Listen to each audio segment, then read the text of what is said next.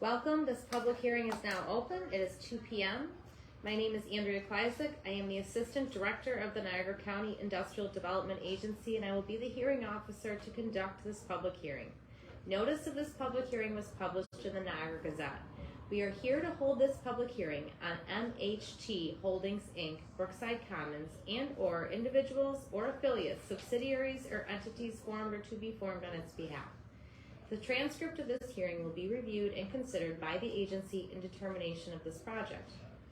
The proposed project includes the acquisition and renovation of approximately 16,098 square feet, comprised of 15 market-rate apartments located at 6127 North Witham Drive in the town of Niagara. The proposed financial assistance contemplated by the agency includes New York State local sales and use tax exemption benefits and mortgage recording tax exemption benefits in compliance with the agency's tax exemption policy and a partial real property tax abatement.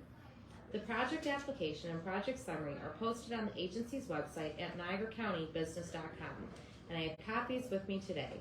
If you have a written comment to submit for the record, you may do so. Written comments may also be delivered to the agency at 6311 Indicon Corporate Drive, Suite 1, Sanborn, New York 14132 until the comment period closes on September 1st, 2023. If anyone is interested in making a comment, please state your name and address. If you are representing a company, please identify the company. Please limit your comments to no more than 3 minutes in length. Are there any comments? Yes. Wouldn't mind just please, just taking a seat there. Craig Giuliani, use 7105 Lockport Road, the town Niagara Police Chief. My only concern right now is that with some of the lower income housing establishments we have in the town, we've had a lot of crime, and if there's another lower income establishment coming into the town, it's only going to exacerbate that problem. One of the areas that we currently have a problem with wasn't a lower income housing project before, and we recently had a shooting there.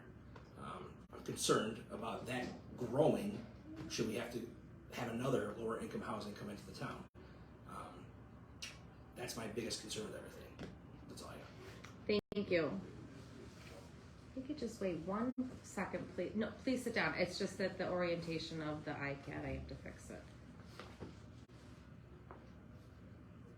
Okay.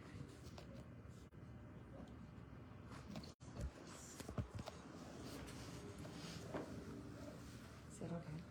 That's good. Okay, go ahead. Okay, Sylvia Virtuoso, 7105 Lockport Road. I'm the town clerk here in town of Niagara. I have major concerns that you said they were 15 market value apartments. This one is changing to affordable units. The criteria is that it supports and aligns local development plans. It does not. We have no development plans for low income housing.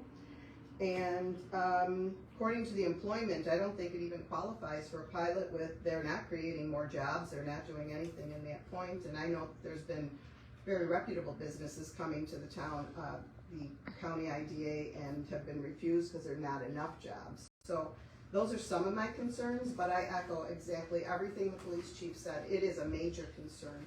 We have that bordered by a beautiful subdivision called Veteran Heights that is the only subdivision in town with sidewalks, and it has very nice, modest homes, and lining it with this type of housing is just not acceptable to us in the town anymore.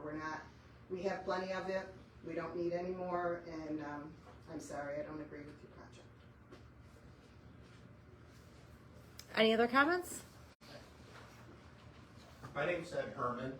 I live at 3109 Magdal Drive in Veteran Heights, as Sylvia spoke about, so I'm very concerned about the neighborhood, and I echo the same concerns that the police chief and Sylvia had with who's moving into those apartments. I don't know what your target population is. I certainly don't want immigrants coming in from Buffalo. They're making a mess up there.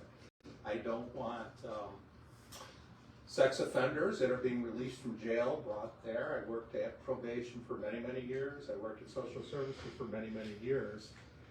So I guess I'm wondering who is going to be taking advantage of this low-income housing. Is it truly low-income people, or is it no-income people? Are people coming into our town that families haven't worked in 3 generations, you know? Or are we talking seniors, social security people? There's a difference. There's a difference how they'll treat the property. They have a stake in the claim where the others that I mentioned don't.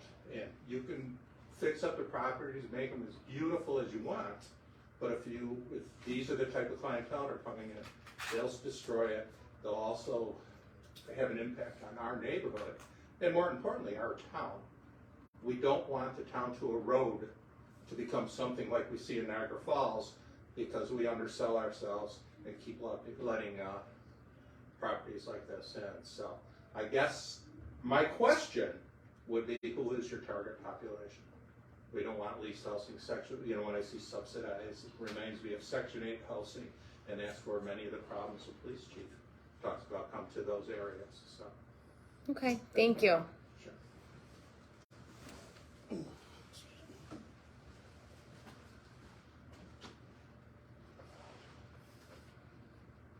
My name is Charles Hasley, I'm building inspector for the town of Niagara, 7105 Lockport Road.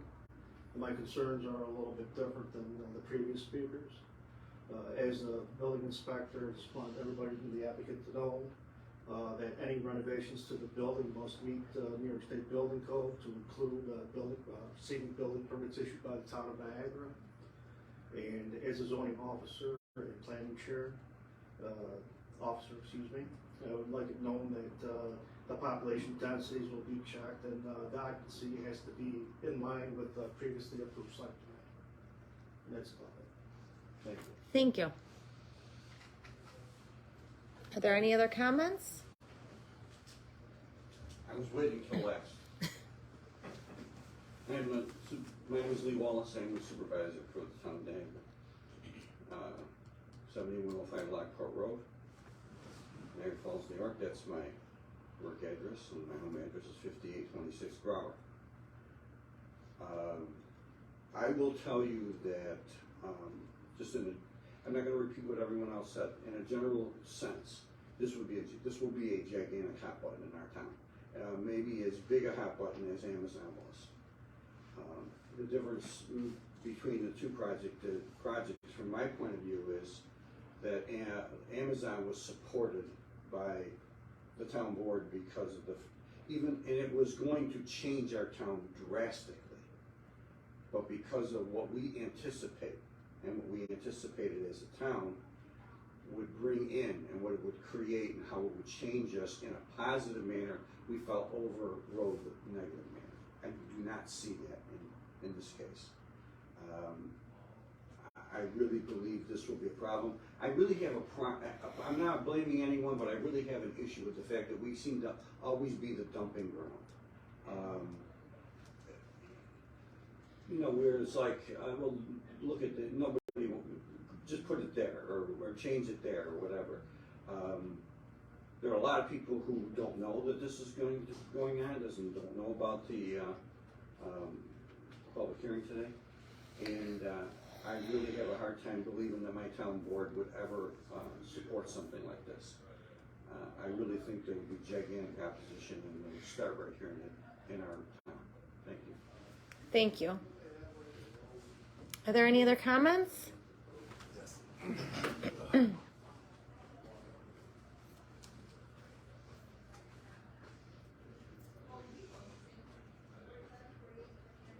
Good afternoon, everyone. So I'm Mark Trammell. I'm the developer and the owner of this project. And the first thing I want to do is applaud your participation. It is correct to be concerned about where you live. A couple things about my background. First off, my dad was the chief judge for the city of Buffalo for probably 15 years. My wife currently works for the police department, the MHT.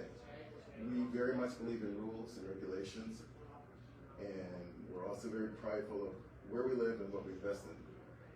There will be no, as far as I know, there's currently the units in Niagara County is roughly 98% occupied. There is no change to be made in the occupancy of the residents. The only thing that is kind of problematic is the titles of the statutes that allow for investment in your community. low-income housing tax credits. It gives a wrong impression. I have a project that was in the city of Buffalo for 20 years. It had, the Section 8 you're talking about, the seniors you're referencing. I even had problematic people. But for the last 10 years, I never had to go to court because we are very strict. We're also very sensitive to the populations in our community. But in this instance, the only thing that you should be concerned about, or not even concerned, but be aware of, is that there are rules and regulations that require me to invest in the property. So in this instance, it's 20% of the acquisition cost, which is roughly $2 million. But that's a minimum. The plan is to go through the place and look at the structure, the various systems. Can I call this? Yeah. Go ahead. The various systems, whether exterior systems, mechanical systems, aesthetics. But the point is, nothing requires me, I don't want to change the population. I see this as an opportunity to help. I believe in affordable housing, but affordable is simply that's all it means, is affordable. Why pay more than you have to? The statutes allow for extra capital for improvements. I understand there's some foundation issues with some of the project, some of the complexes. There's the exterior systems can be improved. That's it. Improve the community. Improve that. There's zero change in the demographics. There's zero change in my thinking about community. I've worked in Hamburg. I worked outside the city of Buffalo. In Amherst, where I live. Again, it's improper to disrupt, but it is proper to contribute. And if you have any questions, you personally can call me. Last night, I got a phone call from a Dan O'Donnell. He worked in my dad's campaign. He's a resident at one of the apartments. He knows the council here, Mark Gabrielli. I've been in Western New York for all my life. I had zero intent of disrupting my relationships. And again, I believe in the community. We have lots of different communities. And if you have any personal questions with me, I can leave my cell phone. You can talk to me afterward. I'm an open book. There's no problem here at all. Any questions? Is there any other comments? Again, I have a question. Yes, sir. If I got it right. Yes. What is the target population of your other buildings? Do they cater to Section 8 housing? So I'll tell you what. There's a project, another project we're involved with right now. Is workforce housing. Okay, I call it. It is the workers on the medical campus and the Buffalo Niagara medical campus. So it ranges from everything from the first thing important, you have to have a job. So in workforce housing, it's everything from the hourly person to the RN to the LPN, probably not a physician, but everything underneath that. So the different projects have different goals. In this instance, my goal here is just to enhance the asset and provide affordable housing. The rules only restricted the rent to be charged. That's it. And right now, the rents are in line with the current statute. Would you accept Section 8 housing? I don't think. Housing? First off, I don't think I can. Can you not? I'm gonna say. I don't know. Right now, I don't think any renter in Washington cannot accept Section 8 May housing. not be. Yeah. Yes. Okay, are there any other comments?